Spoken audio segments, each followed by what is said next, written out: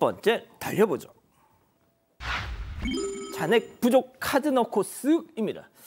지난번에 한번 털려서 저희가 소개해드렸던 무인 점포, 같은 도둑, 같은 수법으로 또 털렸다 제보가 왔습니다. 만나보시죠. 딸랑! 무인 점포 안으로 익숙한 모자를 쓴 여성 입장합니다. 곧바로 냉장고로 고고! 자, 하나하나 신중하게 물건을 고르는데요. 아유, 많이도 고른다. 하나를 안고 계산대를 향합니다. 자, 가서 봉지를 하나 탁 뜯더니 바코드를 띡띡띡 막 찍어. 자, 이때 다른 손님들 입장! 아이, 재수없으시죠. 자, 다시 냉장고로 지금 휙 보더니 다시 냉장고로 괜히 가서 그냥 물건 고르는 척을 해요. 살 것도 아니면서. 자, 손님들 나갔어. 그러니까 다시 본색 카드를 이제 꽂고 결제 버튼 누르는데 잔액이 부족합니다. 잔액이 부족합니다. 카드를 쑥 뽑더니 그냥 가버립니다. 자, 인권 선진국 대한민국, 이런 인간들 얼굴 공개를 못하니까 죽지도 않고 또 온 각설이 마냥 이런 일이 벌어지는 거 아니겠습니까? 자, 첫 번째가 두 번째입니다. 자, 지난 첫 번째 일은 2월 17일 날 있었던 무인 그 밀키트 매장에서 있었던 일인데 방식은 유사해요. 잔액 부족인데도 불구하고 물건을 가져가 버린 방식인데, 두 번째 일이 3월 17일 날 일어납니다. 똑같은 방식으로. 첫 번째는 5만 원 정도, 두 번째 합쳐서 10만 원 정도를 뭐 절도를 해갔다고 좀 보면 될 것 같은데, 오늘 며칠입니까? 4월 17일입니다. 17일마다 와가지고 저리 해가거든요. 똑같은 여성이 유사한 수법으로. 그러기 때문에 여성 또 찾아올까 봐 불안해서 이렇게 제보를 했다고 하고요. 이게 절도죄가 되고요. 반복해서 계속하면 상습 절도죄가 될 수가 있습니다. 상습. 실제로 지금 진행자 얘기했지만 얼굴만 지금 공개된다면 못하겠죠, 사실은. 어쨌든 간에 얼굴이 지금 다 나와 있기 때문에 저 여성은 지금이라도 좀 안 했으면 좋겠다 이 생각이 듭니다. 알겠습니다. 자, 다음 또 이어가죠. 음스만 남기고 갔단다. 자, 가게에 웬 손님 아닌 손님이 와서 음식물 쓰레기만 남기고 떠나버렸다는데요. 만나보시죠. 자, 이곳은 편의점입니다. 남성이 바깥에서 웬 음식물이 담긴 봉지를 들고 왔어요. 자, 쓰레기통 문을 열어보더니 여기다 싶었는지 아주 그냥 탈탈 털어넣죠. 자, 봉지는 어떡할 거야? 봉지도 역시 탈탈 넣었습니다. 그래도 좀 미안하려는지 뭐 좀 사려는 걸까요? 껌 한 통이라도 사나? 그러면 참아줄게. 못 본 척 해줄게. 아이고, 내가 지갑을 놓고 왔네. 혼잣말을 남기면서 계산대를 쌩 저렇게 나가버립니다. 자, 박 교수님, 우리나라 사람들이 원래 이랬던 걸까요? 아니면 요즘 들어서 이러는 걸까요? 아무도 별로 그러지 않아요. 네, 그냥 뭐 사러 들어갔다가 가지고 있던 쓰레기 정도 버리는 경우는 왕왕 있죠. 근데 그냥 쓰레기도 아니고 냄새나는 음식물 쓰레기를 편의점 가서 저렇게 알뜰하게 아주 싹싹 버리고, 그것도 정말 껌 한 통도 사지 않고 나오면, 저 제보하신 분이 저 편의점 사장님인데 정말 경찰에 신고할 수도 없고 어떻게 할까라고 생각하다가 우리 사반에 제보한다 그랬는데 얼마나 속상하시겠어요. 얌체 심보죠. 저희 저렇게 하면 편의점 사장님 속상하십니다. 그러니까 말이죠. 알겠습니다. 자, 다음 또 이어가죠. 평생 배달이나 해라. 이게 도대체 무슨 얘기일까요? 영상 만나보시죠. 자, 오토바이가 왼쪽으로 휙 꺾고 골목길을 슝. 자, 그런데 그때 바로 하얀 차가 속도 줄이고 조심조심 옆으로 지나가는데요. 갑자기 어디선가 험한 목소리 들려옵니다. 들어보시죠.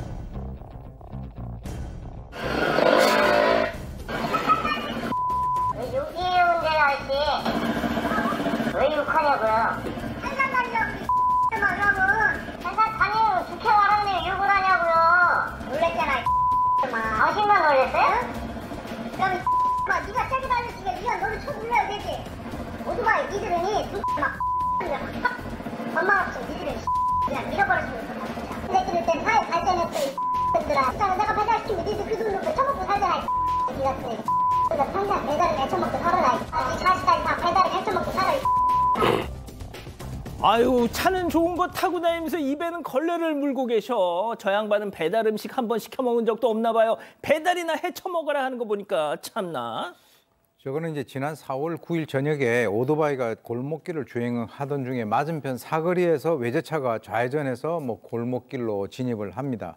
근데 이제 그 당시 오토바이의 그 어떤 그 주행 속도가 30km였는데 갑자기 아까 보시는 바와 같이 그 욕설을 갖다가 하기 시작을 하는 것이죠. 그러니까 이제 저는 30km로 다녔다라고 하니까 30km가 그게 느린 속도냐 이제 이렇게 하면서 이제 시비를 거는데 제가 이제 아까 얘기한 것들을 보면은 주로 이제 욕을 많이 하고요.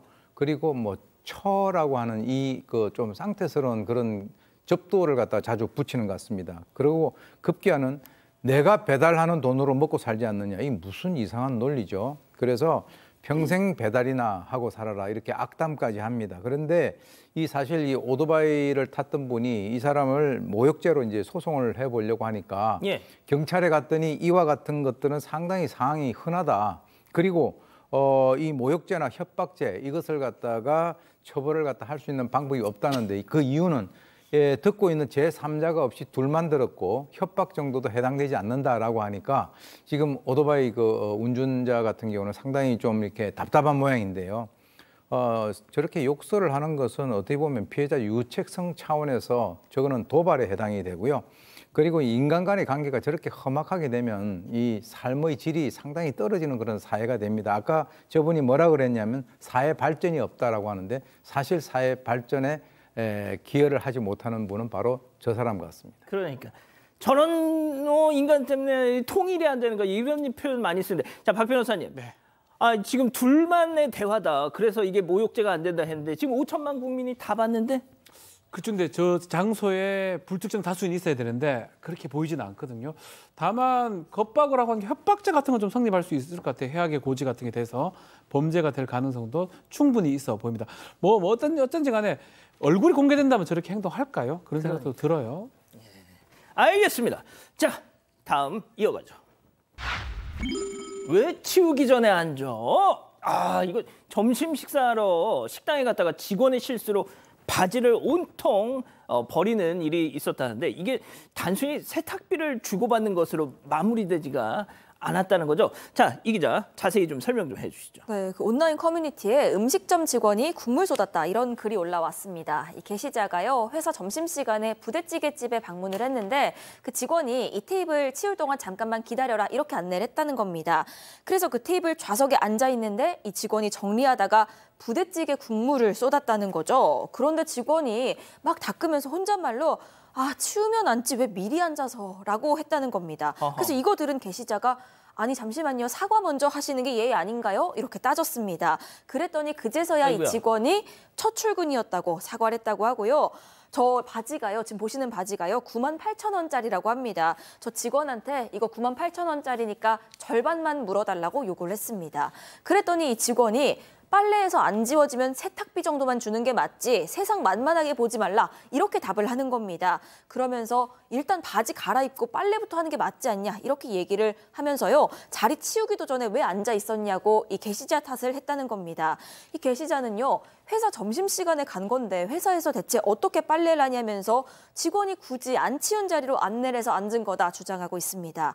결국 이 직원은요. 손님처럼 비싼 바지 입고 바지를 소중하게 생각하는 사람은 이 가게 안 왔으면 좋겠다라고 말하면서 일단 일단락이 된 상황입니다.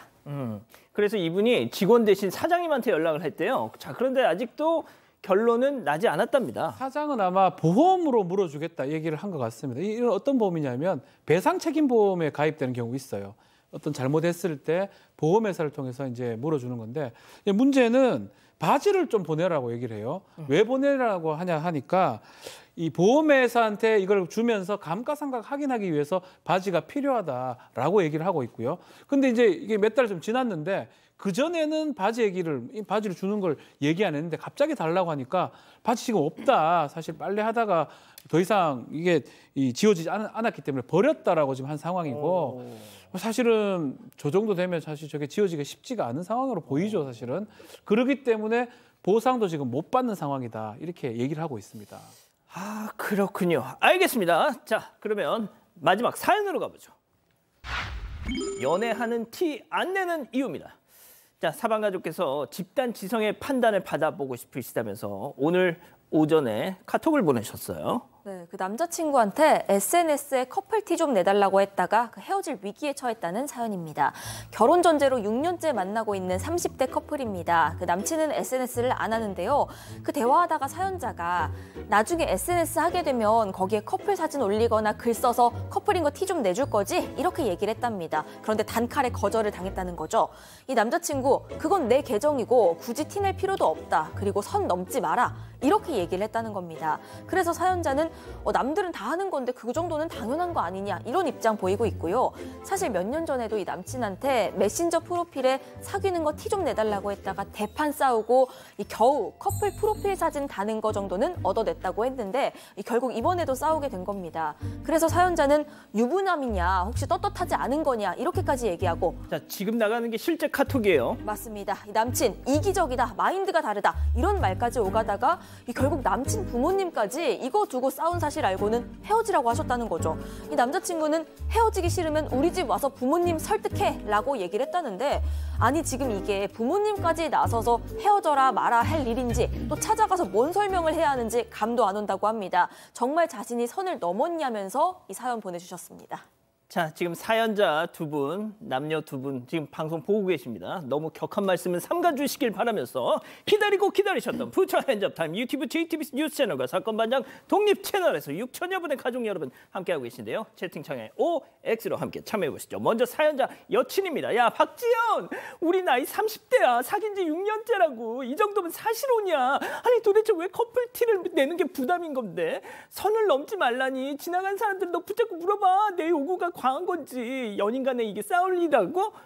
너 자꾸 이러면 내가 오해를 안 할 수가 없어. 야, 너 바른 대로 말해. 너 딴 여자 생겼지, 그치, 동그라미?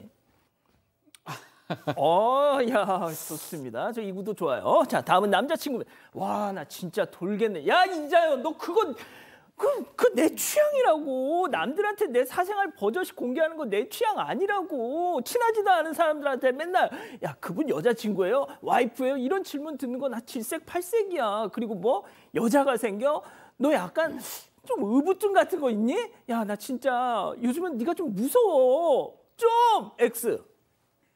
자, 교수님, 오 교수님부터 달려볼게요. 네, 이제 이 두 사람이 성향이 다른 거예요. 누가 옳다 그러다라고 볼 수가 없고 한 사람이 한쪽에 맞춰주면 이거는 뭐 여기 사연에 올라오지도 않을 그럴 사안 같은데 아마 이제 남성과 이 여성의 성향이 좀 다른 것 같습니다. 몇 년 전에 그런 조짐이 있었다라고 하는 걸 보면 남성 같은 경우는 자기와 관련된 개인적인 것을 거기 올리는 것을 별로 좋아하지 않는 것 같고요. 그리고 여성 입장에서는 그렇게 올리는 것이 오히려 어떻게 보면 좀 뭐 남들에게 과시도 하고 하는 그런 쪽으로 이제 생각을 하고 있는 것 같은데 지금 6년 동안 교제를 했다라고 하니까 두 사람이 이제 서로가 좀 객관적으로 보이는 그런 시기가 아닌가라는 생각도 들고요. 그리고 이제 여기에 좀 문제가 있는 것이 이제 부모님까지 여기 개입을 했다라고 하니까 이미 이제 두 사람 간에 있어서의 어떤 문제가 부모님까지 알려져서 뭐 이혼 얘기가 나오고 뭐 헤어져라 얘기가 나오고 뭐 이혼은 아니고요. 이혼은 아니죠. 예. 죄송합니다.